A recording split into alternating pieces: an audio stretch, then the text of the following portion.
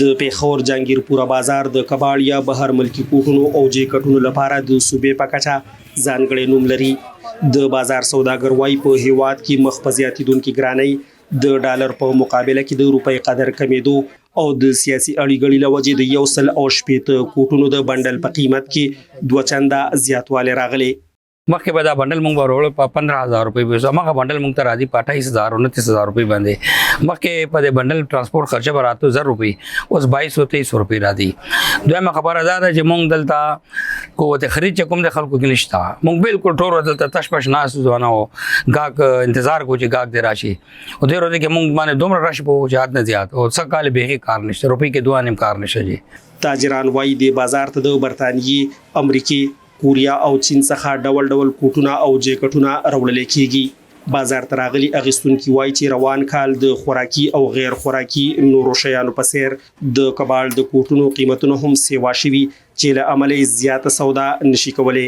پهله بچې موږ کم دا کوټونه اخیستل نو دا عام لیول والا نو تا 400-500 روپۍ، اوس دا 1500-1600 روپو سره خبرې کوي. مخکې چې کم دی موږ به 2 کوټونه واخیستل، اوس مجبوري ده یو نه زیات اخیستی نه شو ځکه چې مهنګایي ډېره زیاته ده. جهانگیرپوره بازار کې یو شمیر د کباړي کوټونو دکانونه موجود دي چې پکې د پیښور ښار او د صوبې نه راغلي په سلګونو تنان د ځان لپاره معاش ګټي. د تاجرانو تر مخه تیر کال چې د روزانه په حساب کم د 100,000 روپو کاروبار کېدو هغه سکال 3,000 ته راټیټ شوی دی. دی وایي چې د کم آمدن او زیاتو خرچو له وجې نشي کولی چې د کور او کاروبار ضرورتونه پوره کړي. خرچې نه پوره کیږي، دلته هم سره شاګردان دي هغې له ورکوړي دا پریس والا چې دې خرچه پې مته چې کوټونه هم ورو هغې باندې مزید دومره خرچه ده که نه چې دا مونږ هغه خرچه هم نشو برداشت کولی. دي د دکانونو کاریانې دي کال په کال کاریانې زیاتیږي او موږ له څه په لاس نه راځي چې یاره مونږ هغې له ورکو د یو کال بل ته اړو د بل کال بل ته اړو لکه د سیټانو هم قرضداره د بازار هم قرضداره او آمدن شته دی نه.